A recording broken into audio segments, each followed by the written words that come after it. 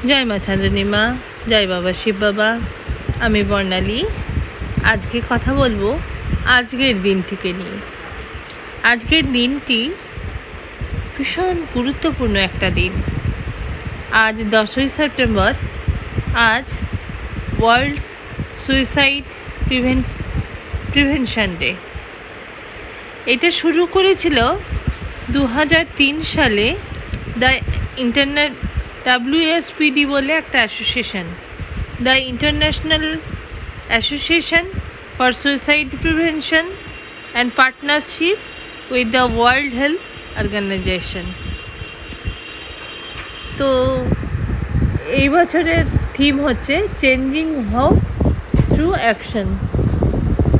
আমার জীবনটা ওই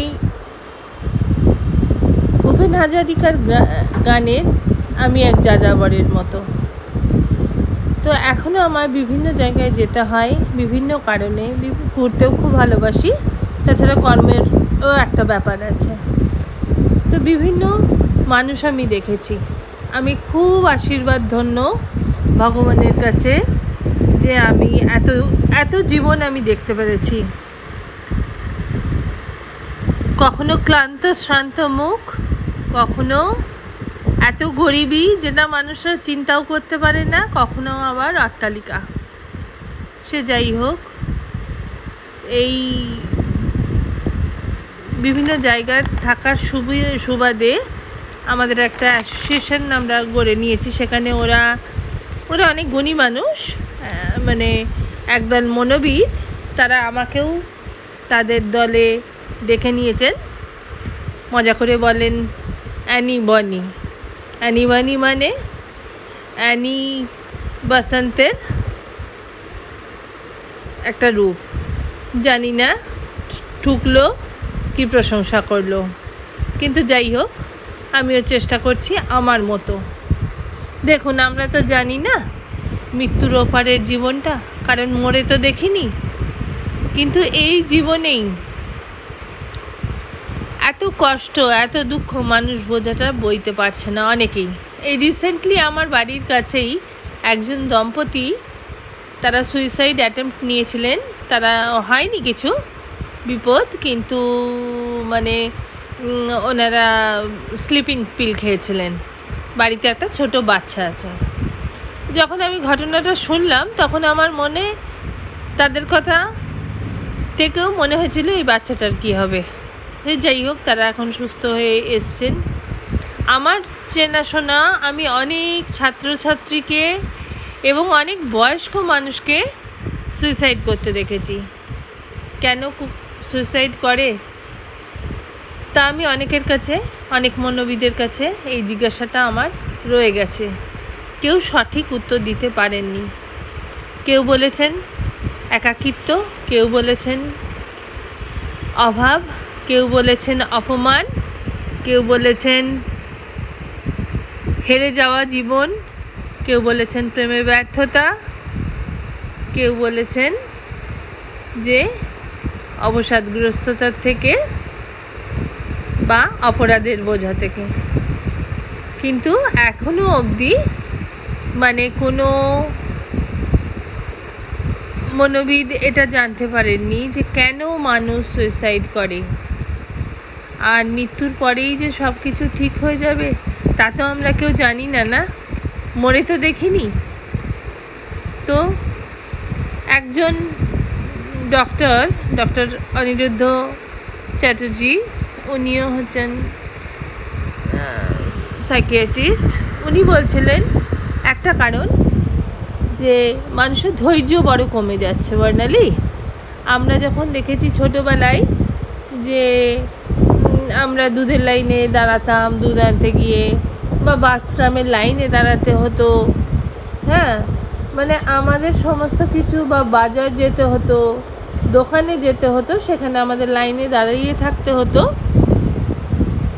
তো তখন আমাদের একটু ধৈর্যের প্রয়োজন ছিল। এখন নিউ জেনারেশনের কাছে এই ধৈর্য নামক নামটি উঠেই যাচ্ছে। তাদের আর কোনো ধৈর্যের মানে এক্ষুনি চাই তো এক্ষুনি চায়, কিন্তু জীবন কি সেরকম বলুন তো, যে এক্ষুনি চাইলেই কি এক্ষুনি পাওয়া যায়? সেরকম কোনো ফর্মুলা তো এখনও আবিষ্কার হয়নি। তো একটু ধৈর্য তো ধরতেই হবে জীবনে চলাফেরার পথে। আর একটা আমি দেখেছি, এটা আমি আমার নিজের মায়ের ক্ষেত্রেও দেখেছি, যে মা যখন বাবা চলে গেলেন তখন আমার সঙ্গে থাকতেন। তারপরে আমরা যখন বিদেশে যাই তখন বিভিন্ন রকম কারণে, ভিসার কারণে, মেডিকেল ইস্যুর কারণে মাকে নিয়ে যেতে পারিনি। মা ভীষণ একাকিত্ব বোধে ভুগতেন এবং ফোন করলে, রোজ ফোন করতাম আমি মাকে, তখন মা বলতেন যে আমার আর ভালো লাগছে না। এই ভালো না লাগাটা বয়স্ক মানুষদের কাছে একটা খুব কমন ব্যাপার। আর ইদানিংকালে বাচ্চারাও আমি দেখি যে দাদু দিদা আগেকার দিনে যেটা ছিল, বা বিদেশে যে কারণে মানুষ সুসাইড করেন ওই একাকিত্ব থেকে, একাকিত্ব তাদেরকে গ্রাস করে নেয়, পারে না নিজের জীবনটাকে বয়ে নিয়ে যেতে, ভাবেন যে কি করব। কিন্তু যখন এরকম মনে হয়, আমার একজন বন্ধু ডক্টর অঙ্কিতা কল, উনি বলছিলেন যে তখন তাকে, যদি সে আমার নিজের লোক হয়, তাকে বলতে হয় যে দেখো তুমি একা না। এরকম বিভিন্ন মানুষের অনেক সুইসাইড অনেকভাবে নাড়া দিয়েছে আমাকে। বারবার শুধু জিজ্ঞেস করতে ইচ্ছে করেছে কেন ও করলো, কিন্তু তাকে তো আর খুঁজে পাওয়া যাবে না, যে চলে গেছে। কিন্তু যে আছে সে যেন এরকম না করে, সেটা আমাদের সামাজিক কর্তব্য, পারিবারিক কর্তব্য। কে কোন অসুবিধার মধ্যে দিয়ে যাচ্ছে, অন্তত তার সঙ্গে ওই সম্পর্কটা বজায় রাখুন, যেন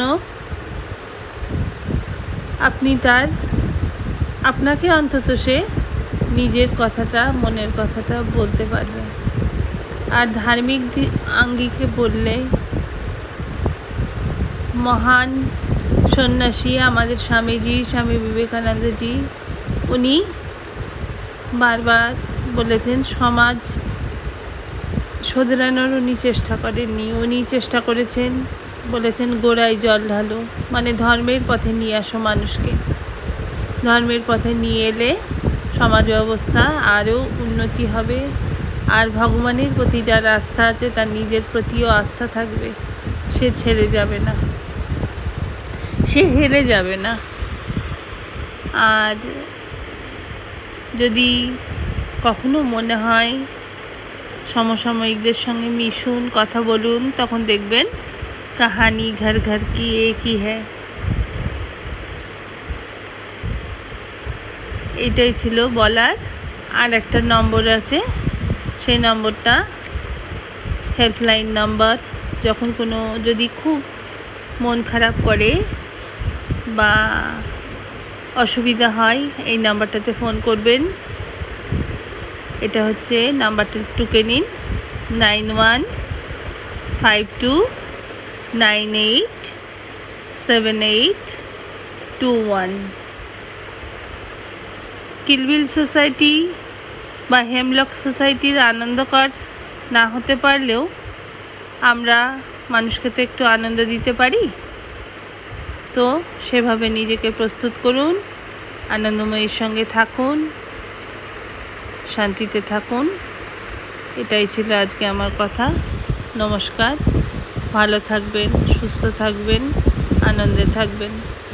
দুঃখকে প্রশ্রয় দেবেন না। যত প্রশ্রয় দেবেন সে আরও মাথায় উঠে বসে পড়বে। নমস্কার।